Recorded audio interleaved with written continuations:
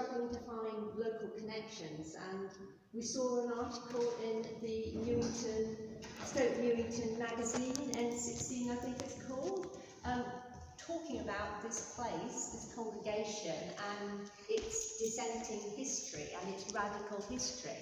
And because we're both historians and also we're dissenters in various ways, we just thought, this sounds like our kind of place, let's go along. And so for about 6 years, we came very regularly every Sunday. We were involved in lots of voluntary activities around the church. And more recently, we kind of drifted away from that sort of involvement, but I got very involved with the Heritage Lottery funding application to restore the building and, to sort of relaunch it as a community and education centre. And part of my enthusiasm for that was the particular history of this church and the people involved in it is very closely connected to my own research interests. So I thought I'll try to give a little talk which puts some of the people involved in this specific congregation in a bit of a broader context, so that for people who are giving tours and things, I mean, obviously you can do some follow-up, like those booklets I was hanging around that give you more information, but I think sometimes it's really useful to just have a bit of a wider picture when you're trying to talk to other people about a very specific history. Because the history, the very detailed history of this congregation and the building is very interesting in itself, but also it has an interest to the history of Britain and indeed to a much broader sort of global history. Okay, so the sort of theme that was developed for the interpretation of the church was revolutionary ideas since 1708, 1708 being the year that this building, original form of this building, was put up on Newington Green. At the time, Newington Green was kind of at the edges of London. It was almost like a village rather than a suburb at that point. And quite a lot of people who saw themselves as religious dissenters, i.e. they weren't happy with the being part of the Church of England and adhering to the doctrines of the Church of England, settled in places outside the old city of London, where they had more freedom to practice their own religion, and a lot of them settled around Newington Green. So the first sort of strand of aspect of this church which runs through it right to the present day is religious dissent. Religious dissent being in the sense of not adhering to the tenets of the Church of England, the established church, the Anglican church that had the monarch at its head, still does. As you know, it's still the established church in this country. The very specific form that this congregation began to take in the 1700s and the 18th century was Unitarian. So that religious history is not my huge area of expertise, but it's important to have a basic idea of what on earth that was about. Unitarian means you believe in the unity of God. And this is at odds with the Orthodox Christian belief in the Holy Trinity, Father, Son, and Holy Ghost, as kind of together making up God. The idea of the unity of God is, of course, something you find in a lot of other religious traditions. It's in Islam, it's in Judaism, and indeed in traditions outside those sort of, what they, I think, call Abrahamic faiths. Being a Unitarian was not an easy thing. Being a religious dissenter wasn't easy in general. Being a Unitarian, you were on even the fringes of that, because a lot of people thought you were a heretic. a lot of Christians considered Unitarians to be heretics. The other aspect of Unitarianism, which I think is really important and sort of informs the kind of ethos that continues to the present day, is Unitarians rejected this kind of Calvinist belief in original sin and the idea of eternal damnation. So they had a much more optimistic view, stressing, living a good life really is what being a religious person is about, much less adhering to a set of rigid doctrines imposed by authoritarian figures from above. So religious dissent is a strand obviously runs right through the history of this congregation. Religious dissent very often went with political radicalism. So radicalism, obviously people use the term radical in different ways. You can be a right-wing radical. Here you're talking about more of the radicalism from the left as we would see it now. Liberal left sort of radicalism. So that took the form, there was a particularly rich period in the history of this congregation in the late 18th century, the late 1700s. And that was when this guy, Richard Price, was the minister here. And he was a supporter, first of all, of the American Revolution, where what had been the 13 colonies of Britain in the US fought for their freedom and won their freedom from Britain. It was sort of an anti-colonial struggle, and we often don't sort of associate it in that way anymore. But it was quite controversial in Britain at the time to be a supporter of the American Revolution, to say, Americans had the right to their freedom and they should not be controlled from afar from Britain.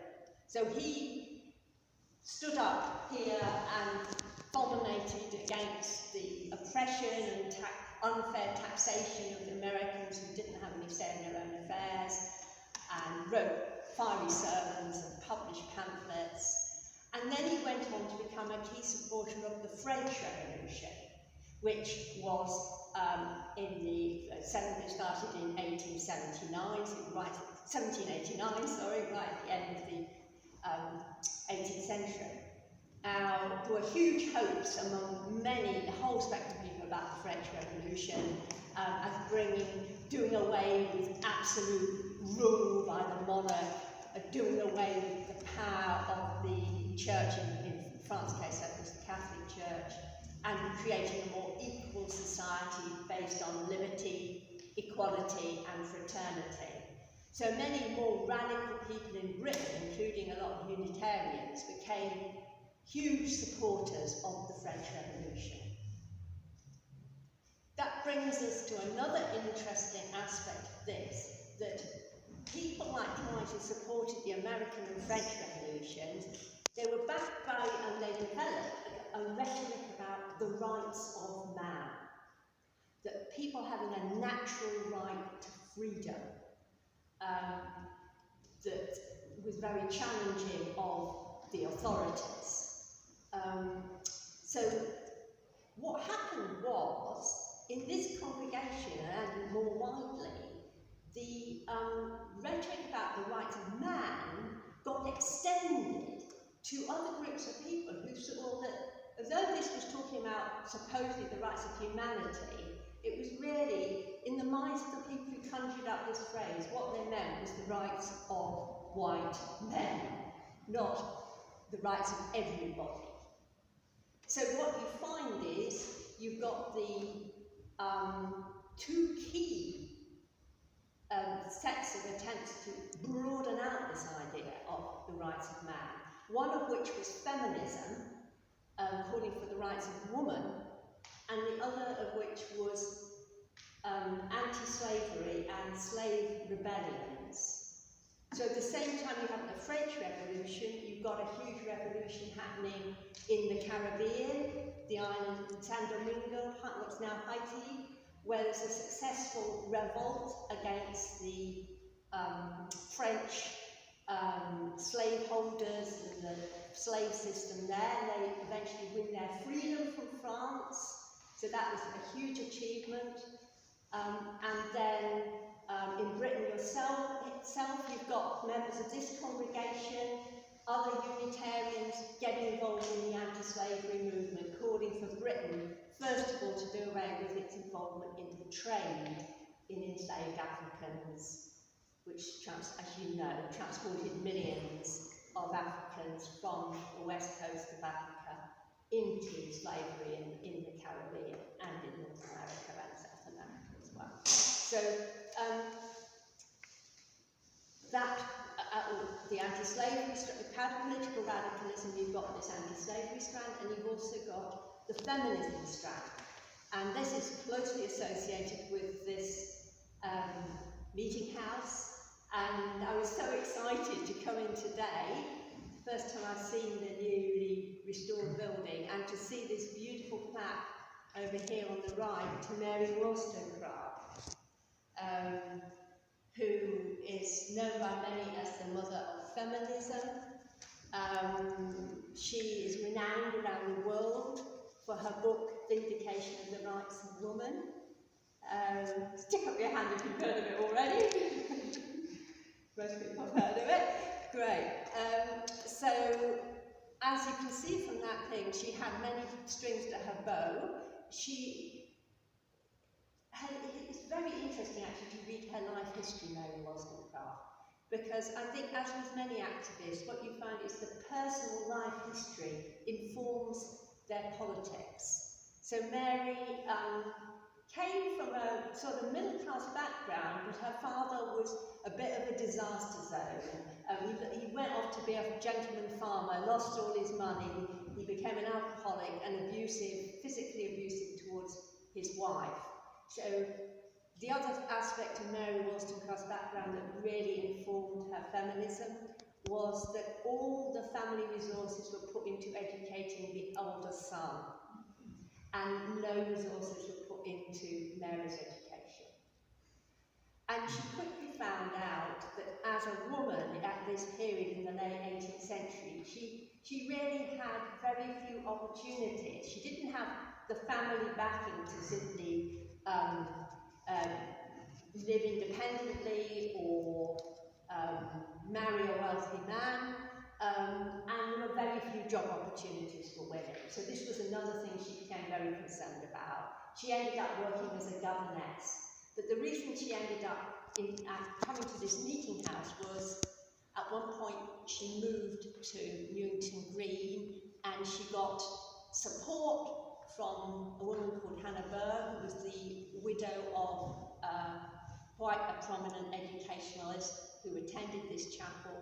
She got financial support to set up her own school for girls, and there's now a little plaque on the primary school on Newington Green saying this marks the approximate site where Mary ran her school for girls. So that's her role as an educationalist. She was a supporter of the French Revolution. She became very radical through, a lot of it was through living in Newington Green and in becoming friends with Richard Price and getting involved in his sort of radical circles. So her first political thing she wrote was actually on the rights of man, to support Richard Price's arguments and counter the arch-conservative Edmund Burke, who was fulminating against the French Revolution and against this idea of the rights of man. But she rapidly went on in 1792 to write her famous book, Vindication of the Rights of Woman. And this is seen now as one of the founding texts of modern feminism. You might say modern Western feminism, that would probably be more accurate, because obviously there are traditions of women's rights movements all around the world with different origins in different countries. But Mary's work did have a big influence. It was influential at the time she wrote it. It then became very discredited. she was discredited because her life wasn't considered to be that of a respectable Victorian woman, so she really went out of fashion in the Victorian period. But when the women's movement got underway again at the end of the, in the late 19th century, her work started to be read again, and it started also was influential in USA and other countries around the world. And even today now, she's considered to be a leading early feminist. So go and have a look at the book. You can easily pick up a Penguin version of it with a new introduction and get a flavour for the way she writes. It's really interesting, and sometimes I'm often amazed because even though I'm a historian, quite often when I go and look back and read these texts from how many hundred years ago, 250, well, how many hundred years ago is it? 1800, more than 200 years ago, I'm struck by how, in a sense, modern they are and how directly they speak to us today. So religious. What year did you write that? 1792. It's amazing. Yeah. So religious dissent, political radicalism, anti-slavery and feminism, in a sense, they all connected up at this period in a kind of ferment of activity.